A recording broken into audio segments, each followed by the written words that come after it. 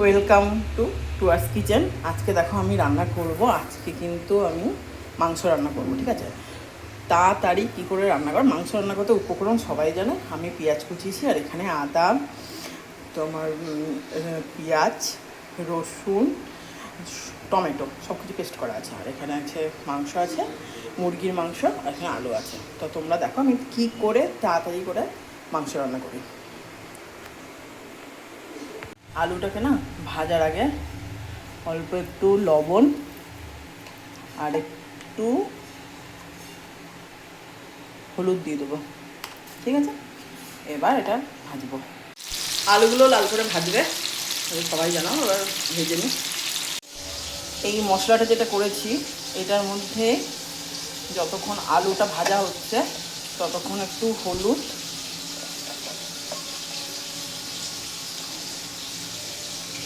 একটু জিরে গুঁড়ো, আর একটু চিকেন কারি মশলা, এটা করে এটা থাকবে। যখন দেবো মাংসটা তখন ওই মশলাটা করে দেবো। তাড়াতাড়ি রান্না করতে হবে। ভাজা হয়ে গেছে। এরপরে এই তেলে, আমি কিন্তু বেশি তেল দিয়ে রান্না করি না, ঠিক আছে? এই তেলে আমি পেঁয়াজগুলোকে দিয়ে দেবো।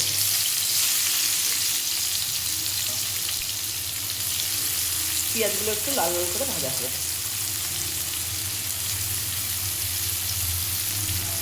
ভাজা হোক।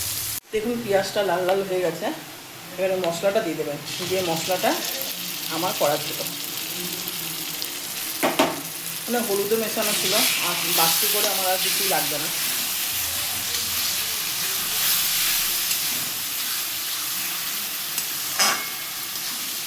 এটা একটু কষানো হোক, তারপরে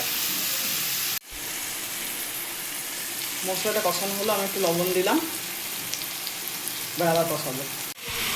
দেখো আলু মাংসটা আমি দিয়ে দিয়েছি। এবার যেমন কষাবে তোমরা কষাতে থাকো। দেখো মাংসটা কষানো হয়ে গেছে। এবার আমি এই যে আমি গরম জল ফোটাতে দিয়েছি, এই গরম জলটা আমি মাংসের মধ্যে দিয়ে দেবো। তাহলে রান্নাটা তাড়াতাড়ি হয়ে যাবে। যে যতটা জল মানে ঝোল খাও সেই অনুযায়ী তোমরা জল দিয়ে দেবে। একটা ফুটুক একটু, তারপরে আসছি কীরকম রান্না হলো। আর লাস্টে একটু গরম মশলা দিয়ে নামিয়ে নেবেন। ঘি দেওয়ার দরকার নেই, চিকেন এমনি একটু হেভি খাবার, দরকার নেই। এবার গরম মশলা পড়ে গেল, গরম মশলা দিয়ে এবার নামিয়ে দেবো, বন্ধ করে দেবো। বন্ধ করে দিচ্ছি। দেখো মাংসটা রেডি। এটা লাচ্ছা পরোটার সঙ্গে আজকে খাওয়া হচ্ছে।